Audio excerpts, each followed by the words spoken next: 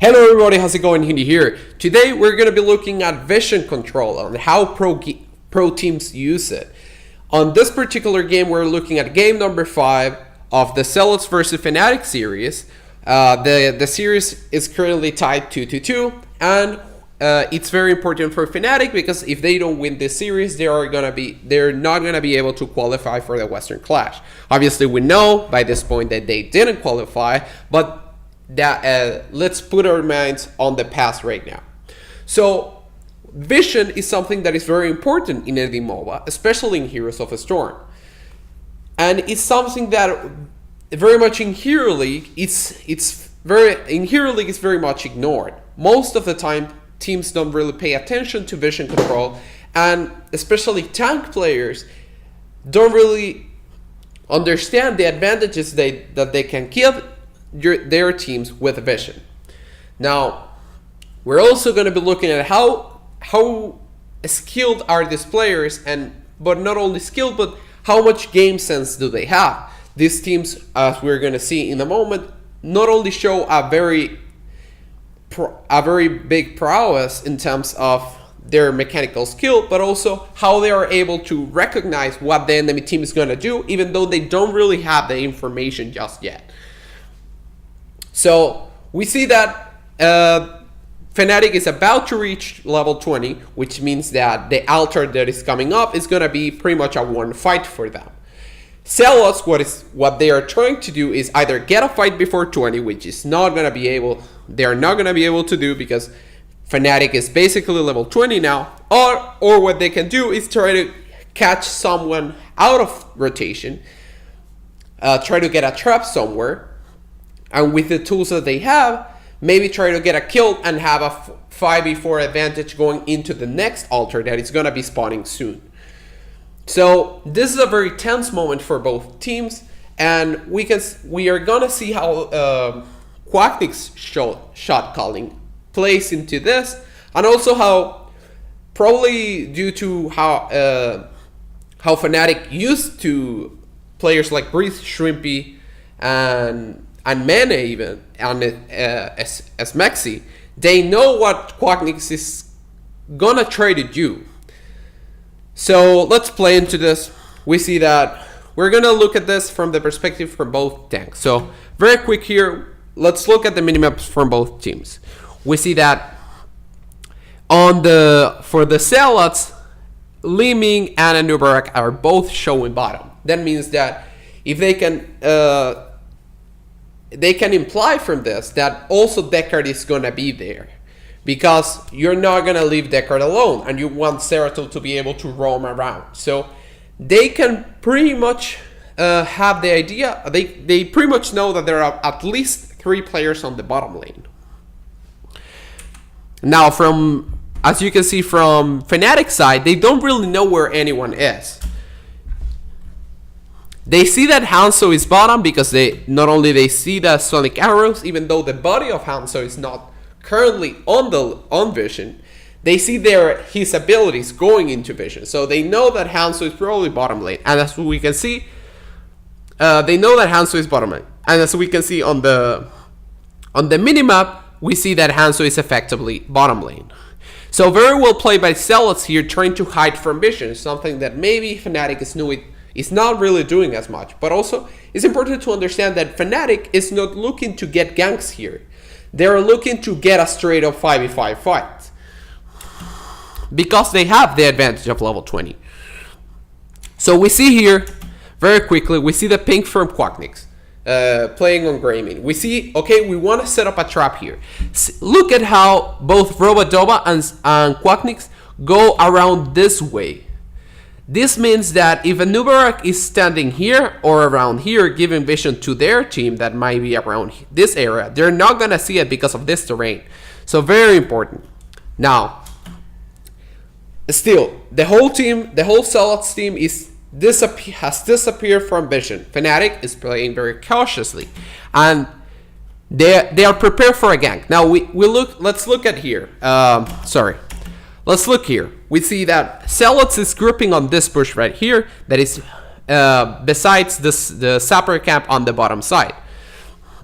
We see the animation from the Hanzo arrow here, so we know that Hanzo is bottom.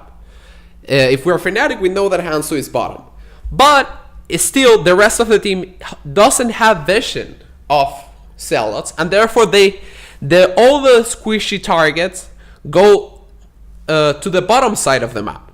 They know that Zealots can't come from this direction, so they play safe and they stay around here and let Breeze on Anubarak anchor their position. So this ring that you see here, this is the vision ring, the vision of the Fog of War. As you can see, Breeze as a tank player is always positioning himself a little bit farther away from the team to give their team vision. So if they're gonna get engaged upon, they have enough time to react and try to play around them.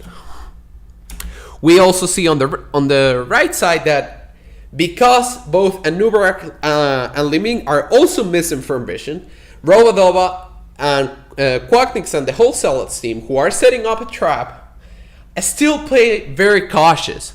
They don't want to get caught. They want to cut someone. They want to find someone and kill it instantly. They have a curse bullet. They have all the tools that they need to do that.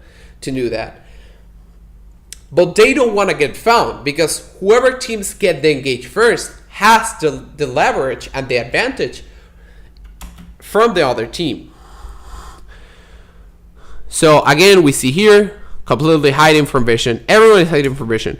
We see them mounted on the bush. We see vision from both teams. No one is showing on vision. Now they see that Anubarak is bottom. And we see from Sarmin, we see a call from Graming to move into this bush. Why did they do that? Well, because they want again vision control. So Sarmony, who is probably the safest target outside of Muradin to go and check on the bush, goes and check it. They are thinking, okay, maybe if Breeze is alone and the rest of the team is around the tower, we can kill him easily. Just still, it doesn't work out. We also see that Fnatic, Last Hope, the new addition to the Fnatic roster, is also hiding from vision. He is expecting him to get the gank, right? They're expecting a gank somewhere on the map, and as a solo laner, he's the best target for them. So he's the best target for the Zealots. It's also better. It's always easier to gank the solo laner than try to get a gank on the 4-man rotation. Now we're about to see something very interesting that really shows the game knowledge from Mene, which we know is a fantastic mechanical player in terms of his mage skills, but we're gonna see something very interesting coming soon. So Robodoba moves to this bush that is very rarely used, mostly because this route over here is very easily to get body blocked. But the reason he goes there is because if he is able to jump behind Breeze, and Sarmony is able to push him to use his burrow charge, his E. If Robodoba is standing here, he can catch him after the burrow ends. But what we're going to see is still Fnatic is playing very safe. They see Shrimpy, and immediately Robodoba sees Shrimpy and thinks, if I jump here, I'm just going to get blown up. Because if Shrimpy is there, that means that SMX is probably there as well. So if Liming is there, there is someone else there. But look at this. This is the bush where Robodoba just left. Look at what Mene does. Look at that game sense, how he uses his W to look at the perfect position that Robodoba was just in. He didn't have, we see it on the minimap, he didn't have any kind of information outside of his own game knowledge to predict that Robodoba was there. And if he hits that W like a second earlier, they instantly get a kill on Robodoba, probably. On Robodoba. Now next, they're still aware of the issue that that some of the players might be around here. So we see SMX is using his range on his E to check the other bush. Now, since the Sapper camp just spawned, and Fnatic has Greymane and they have Hanzo has also disappeared. That means that probably Fnatic is moved.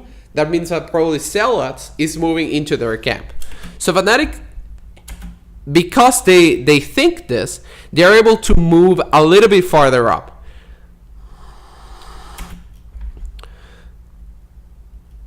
So again, we see the Hanzo arrow. We know Hanzo's bottom. And we see for just a frame, look at this, for just a frame, Breeze is able to look at Robodova moving into the bush. And he's able to look at Sarmony. So he's expected to be dived upon anytime. And because Quacknix on Greymane has Curse Bullet, he as a Nubarak, he could be blown up, even with the level 20. So we see that in Justice, it only takes him a second. He sees him again. Again, Robodova is moving closer to the bush that we mentioned earlier, to this area around here. It only takes him, it probably looks at him like a couple of frames. He immediately pops the Hardened Shield and is away. He knows that he's the target, and as seen there, Robodova was about to jump on him. So very important for him as a tank player to be constantly looking around the map. And also interesting to see that vision is not always about hiding in bushes, as we often think. It's also about how the vision works around structures and around terrain.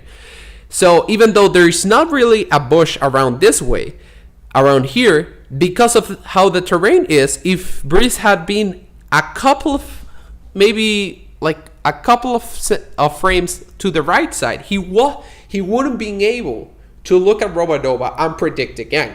Now, whether or not, if Robodova had gotten the gank and the CC on him, he had, whether or not he had been able to escape, that's another subject. But excellent play from Breeze here, and also from Zealot's side.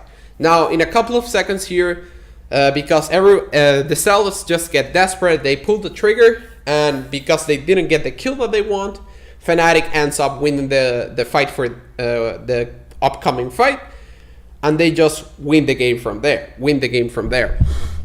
But it's something that you can really adapt to your own games.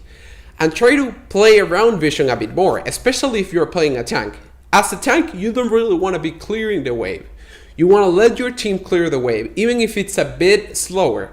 But you want to give your team a bit of an advantage in terms of vision, so they can play safe and you can be safe as well.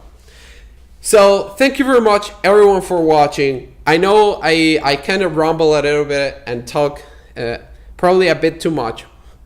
But I really want to keep doing this content. So if you want to support it, please leave a like, leave a comment of another thing that you will like me to talk about, and also go ahead and follow me on Twitch. I'm currently streaming at least 3 days a week, Heroes of the Storm content. I'm climbing Hero League, but I also do viewer replays.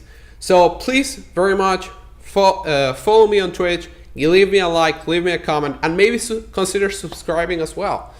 Thank you all very much for watching, and I'll see you all in the next one.